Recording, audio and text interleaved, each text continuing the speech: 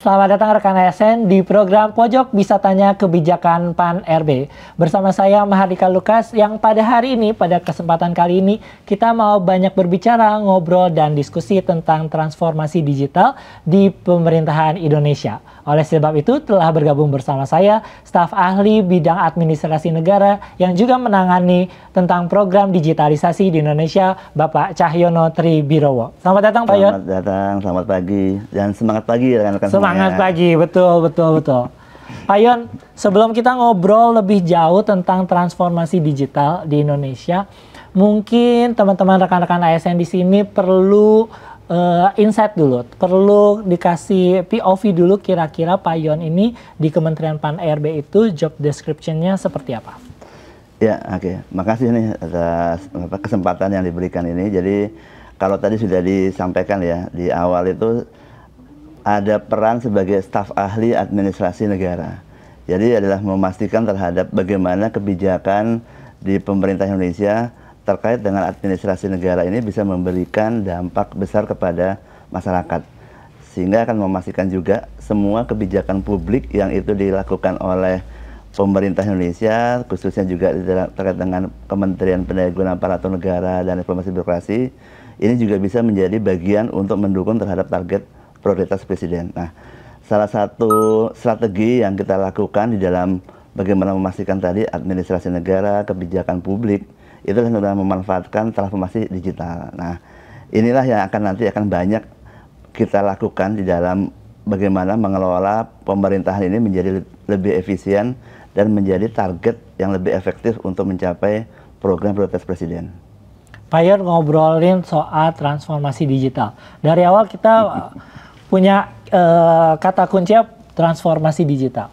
Mungkin rekan-rekan ASN masih bingung nih, apa sih ngomongin transformasi digital ini? Tentang apa sih ngomonginnya apa? Tentang digitalisasinya seperti apa kira-kira ke depannya? Sebenarnya Pak Yon, fondasi transformasi itu apa sih yang dimaksud?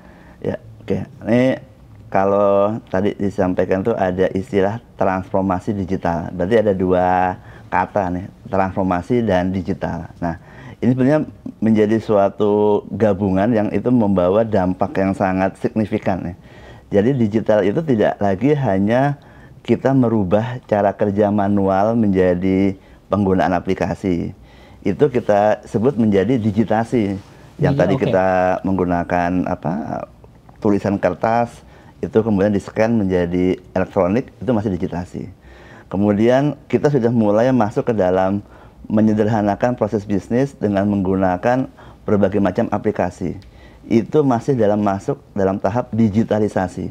Tapi kalau sudah kita ada dua suku kata tadi, transformasi dan digital, maka digital tersebut tidak hanya berdampak terhadap merubah penggunaan manual ke digital, tapi merubah juga budaya cara kerja kita yang semula mungkin cara kerja secara struktural, seharusnya berubah menjadi cara kerja jejaring dengan memanfaatkan teknologi digital. Jadi ini ingin memberikan kami pesan kepada rekan-rekan semuanya, transformasi digital itu tidak hanya mengenai aplikasi dan teknologi ataupun infrastruktur digital, tapi juga akan merubah cara pandang kita, paradigma kita untuk bekerja dan juga menyiapkan suatu pekerjaan yang lebih mudah ke depannya. Itu yang disebut transformasi digital. Transformasi digital ini barang baru ya Pak? Tidak. Tidak barang baru? Sejak kapan adanya? Nah, jadi ini filosofinya sebetulnya pada saat dunia ini masuk suatu teknologi yang disebut dengan internet. Jadi yang semula kita bekerja di satu kota masing-masing atau bahkan di satu gedung sendiri, dengan adanya internet semua bisa terhubung. Nah, kalau itu sudah terhubung itu terjadi sekitar tahun 1990-an ya, tahun 90-an. Nah, itu kan semakin dipercepat lagi ini dengan adanya teknologi yang sekarang ini lagi hype. Ini terkait dengan pemanfaatan teknologi kecerdasan artificial intelligence, pemanfaatan data berbagi pakai. Jadi sebetulnya transformasi digitalnya juga sudah cukup lama itu berkembang, tapi akan semakin berkembang dengan adanya teknologi yang terbaru yang saat ini, AI yang sedang kita bicarakan saat ini. Oke Pak, tapi kalau kita bicara soal peraturan pemerintah, yang ada di Indonesia. Transformasi digital ini ada di dalam Peraturan Presiden nomor 82 tahun 2023 tentang percepatan transformasi digital dan keterpaduan layanan digital Indonesia. Ada target-target khusus nggak sih Pak dari Perpres 82 tahun 2023 ini? Ya, oke. Sebetulnya bukan Perpres 82, tapi sebetulnya itu sudah kita lakukan sejak Instruksi Presiden nomor 3 2003. Wow. Jadi itulah 22 tahun yang lalu malah ya Pak. Tepat. Jadi sebetulnya pemerintah Indonesia itu sudah sangat progresif ya terkait dengan bagaimana menerapkan transformasi digital di pemerintahan. Yang tadi saya sampaikan ya di awal. Nah, sejak Inpres 3 2003 itu ditetapkan, maka dimintalah seluruh instansi pemerintah untuk mulai memanfaatkan teknologi digital dengan waktu itu dengan istilah e-government. E-government. Dan kemudian e-government tersebut terus berkembang sehingga banyak instansi-instansi ini sudah mulai membangun aplikasinya di masing-masing. Nah, di masing-masing inilah yang kemudian kita berharap nih bahwa kita tidak lagi bekerja di masing-masing, tapi kita sudah bekerja sebagai satu pemerintah. Target-target program prioritas Presiden. Nah, kalau itu kita lakukan, maka kita harus mulai merubah kebijakan yang semula itu sifatnya silo, sektoral, menjadi keterpaduan. Nah, keterpaduan inilah yang kemudian pada tahun 2018 itu keluar Perpres 95 2018 tentang sistem pemerintahan berbasis elektronik. Dan ini menjadi game changer-nya pada waktu yang lalu itu adalah yang disebut dengan penulisannya, kata depannya adalah bukan lagi elektroniknya, bukan lagi berbasis elektronik ya, tapi kata depannya adalah sistem pemerintahannya dahulu, baru dilakukan dengan berbasis elektronik. Jangan singkatan menjadi SPBE. Nah, filosofi inilah yang kemudian banyak peran dari Menteri Pan-RB nih saat ini. Jadi transformasi pemerintah itu harus kita lakukan, transformasi tata kelola pemerintah dilakukan, tetapi melalui pemanfaatan transformasi digital. Itu filosofi di Perpres SPBE 2018. Nah, dengan adanya Perpres tersebut, kita juga nggak ingin kayak stay safe di e-government gitu. Maka perkembangan selanjutnya di dunia sudah mulai mengarah kepada digital government dan pemanfaatan kebijakan government teknologi, atau yang disebut dengan GovTech. Nah, dengan adanya percepatan tersebut, maka di tahun 2023 muncullah Peraturan Presiden nomor 82 tahun 2003 mengenai percepatan transformasi digital dan keterpaduan digital nasional, itu dengan melakukan penugasan dengan nama INA Digital. INA Digital itu adalah government teknologi pemerintah Indonesia yang menyelenggarakan keterpaduan layanan digital. Nah, itu yang mungkin sebagai teaser awal untuk nanti kita akan masuk nih kepada pengembangan lagi yang lebih maju ke depannya di tahun 2025 ini. Pak yang tadi sebelumnya sudah nyentuh di permukaan tentang apa sih manfaatnya si transformasi digital dan keterpaduan layanan digital ini bagi masyarakat Indonesia. Kita akan ngobrol lebih jauh. Emang ngaruh Pak ke masyarakat Indonesia si barang transformasi digital ini? Ya, mungkin saya sebelum masuk dalam pengaruhnya langsung kepada masyarakat ya, saya coba ambil sisi kebijakan atau mungkin legal standingnya dulu seperti apa. Jadi sebetulnya transformasi digital pemerintah, itu fokus kepada pemerintah, itu sudah menjadi amanat dalam Undang-Undang 59 tahun 2024, yakni Rencana Pembangunan Jangka Panjang Nasional 2025 hingga 2045. Jadi visi negara ini bukan lagi visi pemerintah, itu sudah tertuang dalam undang-undang 20 tahun yang akan datang, maka pondasinya itu adalah transformasi digital pemerintah. Kenapa saya sebut itu sebagai pondasinya adalah transformasi digital pemerintah? Karena penulisan transformasi digital pemerintah itu berada di dalam transformasi tata kelola yang merupakan bagian dari transformasi Indonesia yang akan mendukung pertumbuhan ekonomi, transformasi ekonomi, dan ekonomi yang meningkat tersebut akan mendukung terhadap transformasi sosial, peningkatan kesehatan, pendidikan untuk semua, dan perlindungan sosial yang adaptif.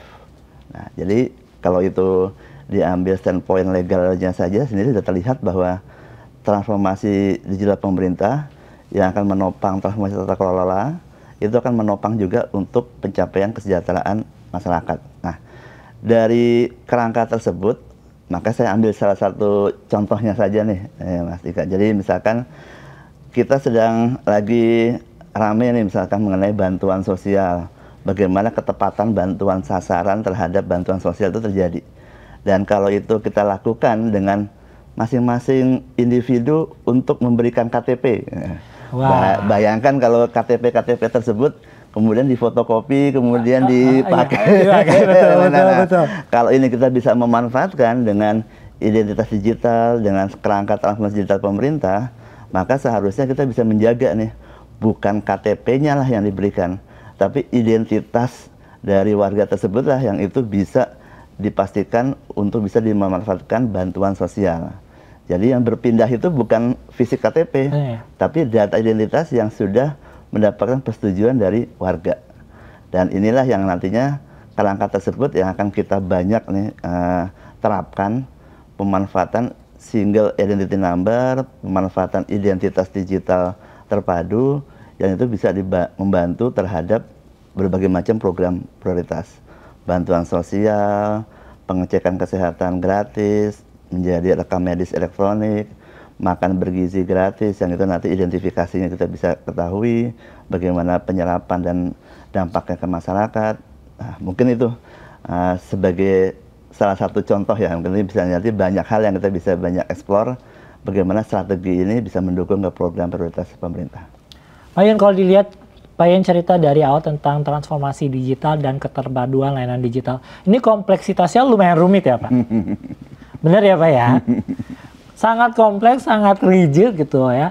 Bagaimana pemerintah berusaha hadir di sendi-sendi kehidupan masyarakat by digitalization tadi ya. Pak Yon, upayanya pemerintah udah sampai mana sih Pak? Ya, ini kalau kembali lagi ya, kalau saya mulai dulu dari high levelnya gitu, maka upaya yang dilakukan oleh pemerintah saat ini itu adalah bagaimana memastikan bahwa kolaborasi sinergi antar instansi pemerintah itu harus terjadi lebih dahulu. Nah, jadi bayangkan nih kalau instansi pemerintah saat ini itu ada 640 lebih.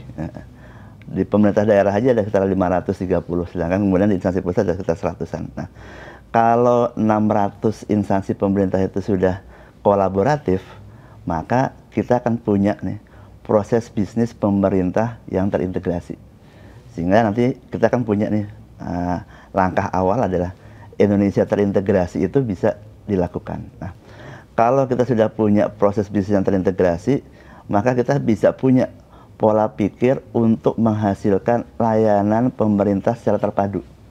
Dan layanan pemerintah secara terpadu ini bukan orientasinya kepada instansi, tapi kepada produk yang memang dibutuhkan oleh masyarakat, sehingga nanti masyarakat nggak lagi nih datang ke website instansi Kementerian Kesehatan, website Kementerian Keuangan. Nanti kalau ada websitenya 500 pemerintah daerah, nanti kita harus datang ke 500 daerah. Ya, betul. Pada saat kita lagi touring ke daerah-daerah, berarti kita punya, kalau 20 kota kita touring, kita punya 20 aplikasi. Nah, bayangkan kalau itu kita sudah menjadi Indonesia yang terintegrasi, dan itu dimulai dengan proses bisnis yang terintegrasi, dan itu menjadi peran sentral dari Ibu Menteri Pan-RB sebagai pemegang nih marwahnya untuk menjaga tata kelola pemerintah melalui Kementerian Pendaya-gunaan Aparatur Negara. Indonesia yang terintegrasi tadi ya, Pak. Itu bukan sekonyong-konyong lahir begitu saja. Tidak, dan susah. Betul sekali. Dari ceritanya sudah jelimet gitu ya, Pak ya. Pak, Indonesia ini punya kiblatnya nggak sih Pak? Tentang transformasi digital ini? Seharusnya kita punya kiblatnya. Kiblatnya itu adalah masyarakat. Oke. Jadi janganlah kita berpikir lagi kita punya peraturan yang bagus, kita punya referensi kebijakan suatu negara yang bagus. Tapi masyarakat kita butuh nggak? Jadi kiblat kita, pemerintah itu adalah satu, masyarakat. Jadi kalau kita, ini sebenarnya sederhana saja gitu kan. dibandingkan kita berpikir untuk bagaimana kolaborasi antar instansi, lebih baik instansi tersebut mendengarkan suara masyarakat, butuhnya apa sih. Kalau masyarakat itu mungkin, ini saya sebagai ilustrasi sebagai warga negara masyarakat, saat saya sedang sakit, apa saya mikir harus ngecek kementerian mana ya yang menangani kesehatan gitu kan. Nah, berarti kalau saya sedang sakit, berarti saya pikirannya adalah saya harus cari klinik, rumah sakit yang terdekat dari saya dan bisa memberikan layanan kesehatan. Nah, regardless itu terhadap bagaimana penyediaan fasilitas kesehatannya, seharusnya itu sudah menjadi tanggung jawabnya pemerintah. Nah, berarti yang paling pertama kali dilakukan adalah kebutuhan terhadap fasilitas kesehatan yang bisa saya akses secara cepat saat sedang saya sakit. Nah, berarti kalau seperti itu, instansi yang terlibat bisa lebih dari 3. Contohnya Kemenkes, fasilitas kesehatan di daerah, itu baik itu rumah sakit umum daerah, rumah sakit umum pusat, dan juga mungkin akan nyangkut juga dengan BPJS, asuransi kesehatan. Nah, kalau ketiga instansi ini itu kolaborasi, maka yang akan dihasilkan bukan lagi website pemerintah, tapi adalah website pemerintah untuk kebutuhan masyarakat. Itu mungkin yang kita bisa mulai. Jadi alih-alih kita sibuk nih untuk bisa mengintegrasikan proses bisnis pemerintah, mungkin sebaiknya instansi pemerintah mulai berpikir bagaimana mengidentifikasi kebutuhan masyarakat yang nanti dituangkan menjadi layanan pemerintah terpadu. Sederhana kan seharusnya. Lebih sederhana. Pak Yon, gimana? Program Kabinet Merah Putihnya banyak. Iya. Bagus-bagus, besar-besar, dan benar-benar langsung turun ke masyarakat. Langsung menyentuh masyarakat. Termasuk yang lagi hits akhir-akhir ini. Kita bicara soal efisiensi. Ya. Yang diterapkan Presiden Prabowo untuk semua kantor pemerintah. Instansi pemerintah. Ini harus didukung sama transformasi digital yang kuat. Fondasinya sudah sekuat itu, Pak? Ya. Jadi kalau tadi saya ambil istilah yang terakhir tadi, ini fondasinya sekuat itukah gitu kan? Sebetulnya fondasi kita itu sudah sangat kuat. Coba bayangkan kita bisa melalui kejadian COVID itu di tahun 2019 hingga 2021. Ya. Dan dengan adanya COVID tersebut kita tersadar gitu kan, bahwa kita bisa bekerja kok di mana saja, kita bisa bekerja kapanpun gitu kan, tetapi dengan memanfaatkan digital. Dan ternyata semua effort yang kita lakukan tersebut, kita bisa reduce operasional, kebutuhan anggaran untuk mencapai penanganan COVID tadi. Berarti seharusnya apa yang sudah kita pernah rasakan nih dengan adanya pandemi tersebut, ini sudah menjadi fondasi yang kuat nih untuk kita di pemerintah, instansi pemerintah seharusnya bisa nih untuk melakukan efisiensi, apalagi efisiensi ini dalam kondisi normal ya, kan? Ya, betul. Kalau kondisi normal berarti kita masih bisa bekerja berinteraksi nih saat ini. Nah, berarti kita seharusnya cuma tinggal memilih saja prioritas apa saja yang kita bisa lakukan di target-target pemerintah, dan kita bisa mengefisienkan resource sumber daya yang itu seharusnya kita bisa alihkan kepada target nasional. Nah, saya ingin ngambil contoh nih, misalkan ini apa yang kita lakukan saat ini nih, nggak perlu harus di hotel kan, nggak perlu harus ketemu dengan ratusan orang, ribuan orang bagus, di GBK gitu. Tapi cuma ketemu di ruangan yang cukup mungkin sederhana gitu kan, tetapi bisa menjangkau jutaan orang. Betul. Dengan melalui media sosial. Tapi bukan ini ya, bukan kebijakan viral dilakukan ya. Tapi adalah kita memastikan bahwa media sosial dengan berbagai macam platform digital itu bisa kok tercapai pesan-pesan pemerintah tanpa perlu kita harus menyiapkan anggaran yang cukup besar dengan mengumpulkan orang secara fisik. Bahkan dengan adanya acara ini langsung terlihat saat kita mau tiduran, lihat berita yang Menpan apa sih yang menjadi hits, itu masih bisa dilakukan. coba bayangkan kalau kita menyewa ruangan hotel yang mewah, dan itu bisa kita pakai untuk kebutuhan masyarakat yang lebih luas. Nah, itu mungkin salah satu hal yang mungkin nggak kita rasakan, tapi sudah kita lakukan. Ngomongin tadi soal transformasi digital dan keterpaduan layanan digital. Pak Yun kan ngomongnya goals-nya ya, bagus-bagus semuanya terlihat. Tadi baru di-spill soal challenge-nya itu adalah bagaimana menyatukan gitu ya. Segitu banyaknya lembaga, segitu banyaknya pemerintah daerah supaya punya jalan bersama untuk menuju Indonesia yang terintegrasi. Pak Yon, tantangannya mah cuma ngumpulin doang, nggak ada tantangan lain? Oh, banyak tantangannya. Tapi seharusnya gampang juga cara penyelesaiannya. Kita sudah punya istilahnya apa? Core value ya. Core values. Core value itu berakhlak.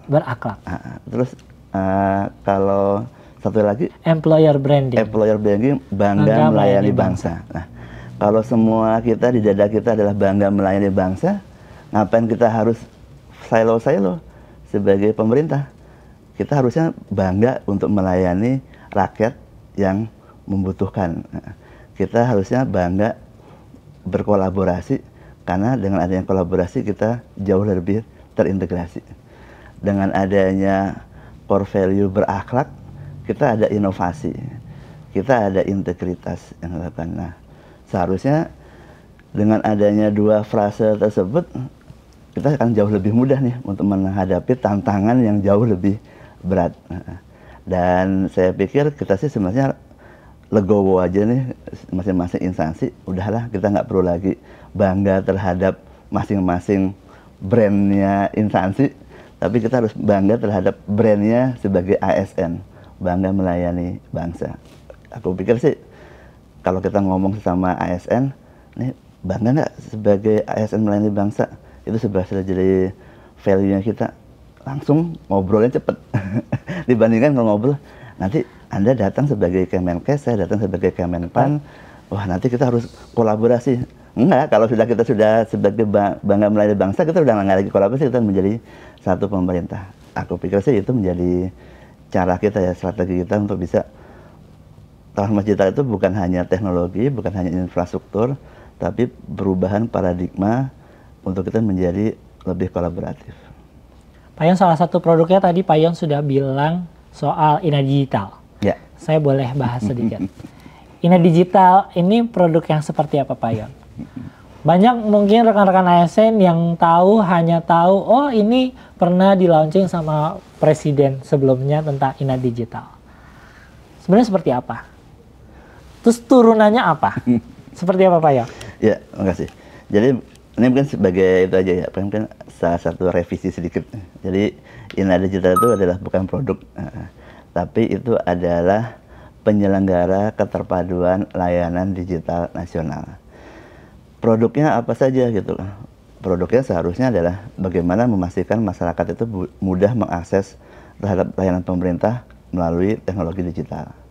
Nah, dahulu kita sudah mulai menginisiasi dengan adanya layanan identitas digital melalui Inapas. Nah, Inapas ini sebetulnya adalah suatu upaya di pemerintah untuk memastikan bahwa seharusnya tidak perlu lagi nih fotokopi KTP itu kita pakai secara fisik, tapi sudah dengan menggunakan elektronik yang nanti dipastikan perlindungan data pribadi di sana.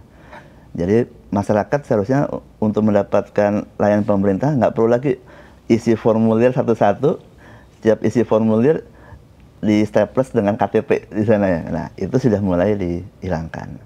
Kemudian ada portal nasional pelayanan publik dan kita namakan dengan Inaku. Konsepnya adalah kita mendekat kepada masyarakat, bukan lagi layanan instansi, tapi adalah layanan kebutuhan masyarakat secara aktual. Nah, yang tadi saya sampaikan ya, isinya itu bukan menu kementerian-kementerian, menu di pemerintah daerah enggak, tapi menu kebutuhan masyarakat.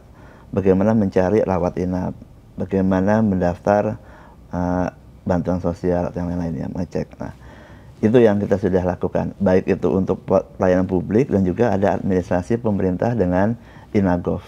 Nanti instansi pemerintah sudah harusnya kolaborasi dengan layanan terintegrasi tadi.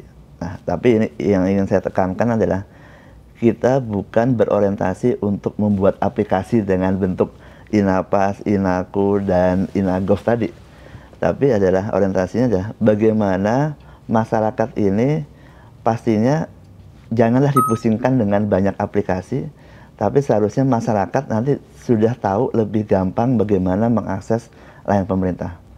Mungkin di dalam tahap selanjutnya nih tahun 2025 dan ke 5 tahun yang akan datang, kita akan banyak menerapkan manajemen perubahan, manajemen transisi yang semula masyarakat sudah terbiasa dengan datang secara fisik, tapi nanti kita akan buatkan literasi digital yang nanti bisa mulai mereka bisa berinteraksi di tempatnya masing-masing.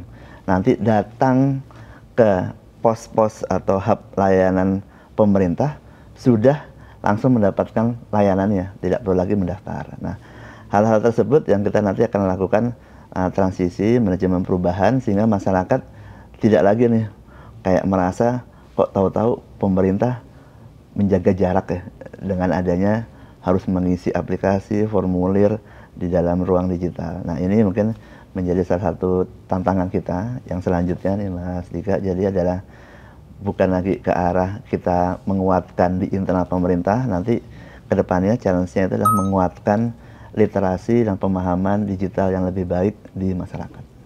Oh, keren banget ini. Wah, saya ngebayangin Indonesia di masa yang akan datang, wow banget ya Pak ya. Oh, kan Indonesia kan 20 tahun lagi menjadi negara maju. Negara maju, betul. Negara yang itu disegani oleh negara-negara lainnya setidaknya di Asia Pasifik. Dan salah satu fondasi kuatnya dari transformasi digital. Dengan bertujuan untuk transformasi tata kelola pemerintahan. Wow, mantap sekali. Saya merinding dengerinnya ya. Mudah-mudahan apa yang kita cita-citakan bersama ke depannya ini benar-benar akan bisa, masyarakat bisa menikmatinya ya Pak ya. Amin. Dan dengan kerja kita bersama. Jangan kita bekerja bukan bersama. lagi kita bekerja masing-masing, tapi bekerja bersama-sama. Ngomongin kerja bersama-sama, kompleksitas pekerjaan yang sangat rumit dan rigid ini, kalau secara teknis Menpan ini bekerja samanya dengan siapa saja Pak? Ya. Nah ini yang menarik itu adalah di pemerintahan Presiden Prabowo Gibran saat ini, maka sudah dikeluarkan Peraturan Presiden nomor 140 tahun 2024 ya. Itu terkait dengan Kementerian Negara. Dan peran Menpan ini menjadi peran yang sentral ya. Karena peran Menpan itu akan menjadi kolaborasi dengan dua kementerian yang lain, menjadi strategic triangle. Itu adalah Menteri Pan-RB, Menteri Perencanaan Pembangunan Nasional, Kepala Bappenas, dan Menteri Keuangan. Nah, ketiga trio ini itu menjadi strategic triangle yang memastikan seluruh target presiden itu tercapai.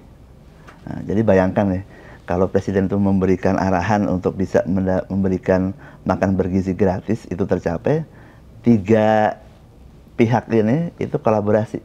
Dan tiga pihak ini yang akan juga memastikan terhadap berbagai macam program tadi di lintas 7 Kemenko. Dan Kemenko tadi akan mengkoordinasikan ke instansi-instansi di lingkup sektornya. Jadi Menpan itu sudah bukan lagi menangani untuk 10, 20, 30, berarti Menpan bersama Menteri Keuangan dan juga Menteri PPN menangani, berinteraksi kepada seluruh instansi pemerintah untuk memastikan target presiden tercapai. Tugas baru sebenarnya. Itu dikeluarkan oleh Presiden Prabowo melalui Perpres 140 2024. Seperjalanan dari Oktober sampai sekarang Februari ya Pak ya. Gimana Pak? Mengampu tugas yang menjadi sedemikian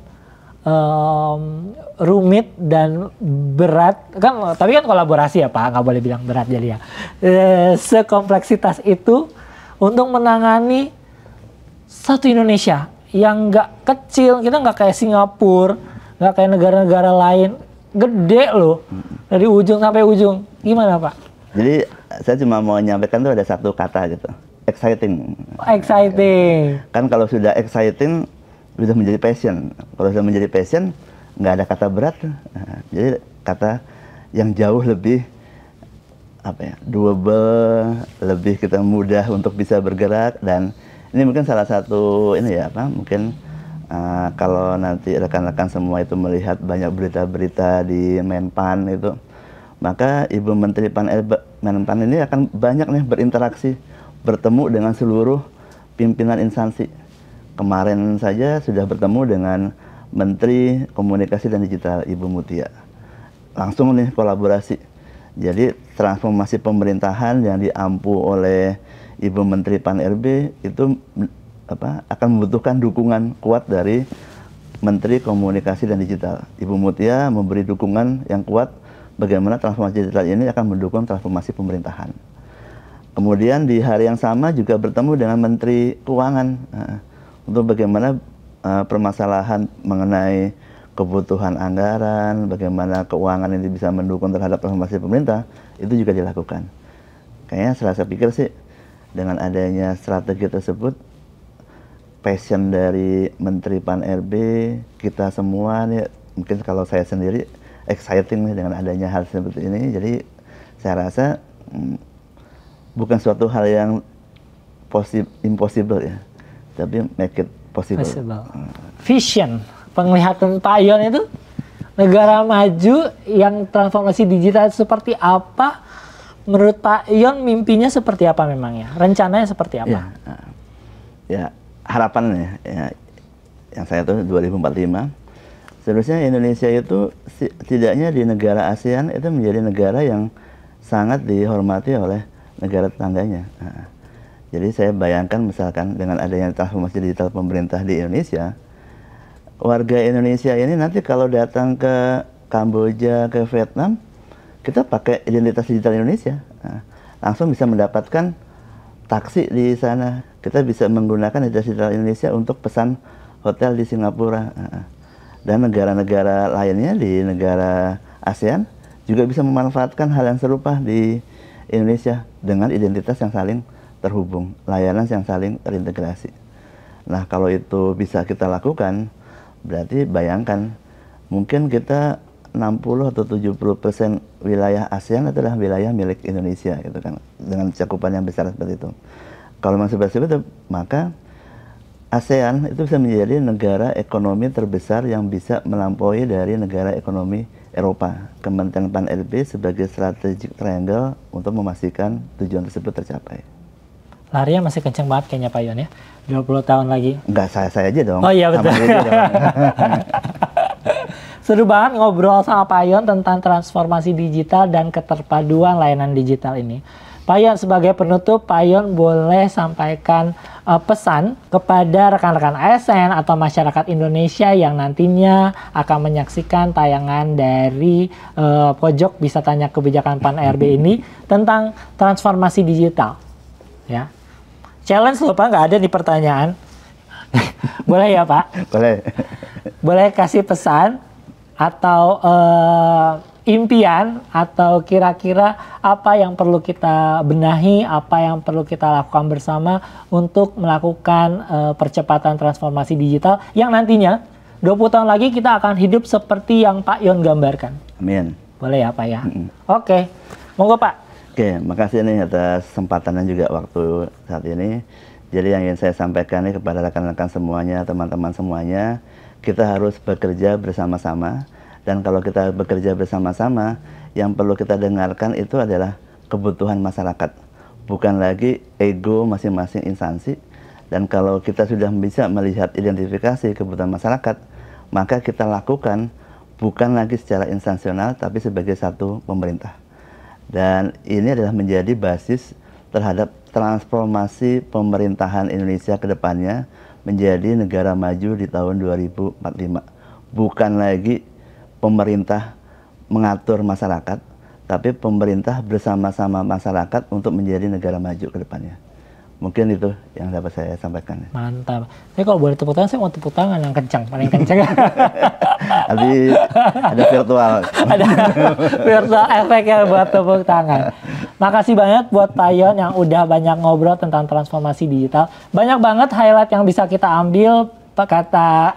Kita lihat dari obrolan kita pada siang hari ini di Pojok Bisa Tanya Kebijakan Pan-RB. Ternyata produk pemerintah itu semakin lama semakin bisa menyentuh, sendi-sendi kehidupan masyarakat. Dengan segala visinya yang saya rasa dan saya yakin ini akan menjadi mimpi kita bersama. Dan semoga di tahun 2045 nanti Indonesia Emas berarti apa ya? Indonesia Emas. Indonesia Emas, kita bisa mewujudkan sebagai Indonesia sebagai negara maju yang tentunya tadi hashtagnya Indonesia terintegrasi. Amin. Mantap. Makasih banyak Pak Yon. Selamat melanjutkan kegiatan berikutnya. Baik rekan-rekan ASN, demikian episode Pojok Bisa Tanya Kebijakan PAN RB pada kali ini yang kita ngobrolin tentang transformasi digital. Sampai berjumpa lagi di lain kesempatan di episode berikutnya di Pojok Bisa Tanya Kebijakan PAN RB. Assalamualaikum warahmatullahi wabarakatuh.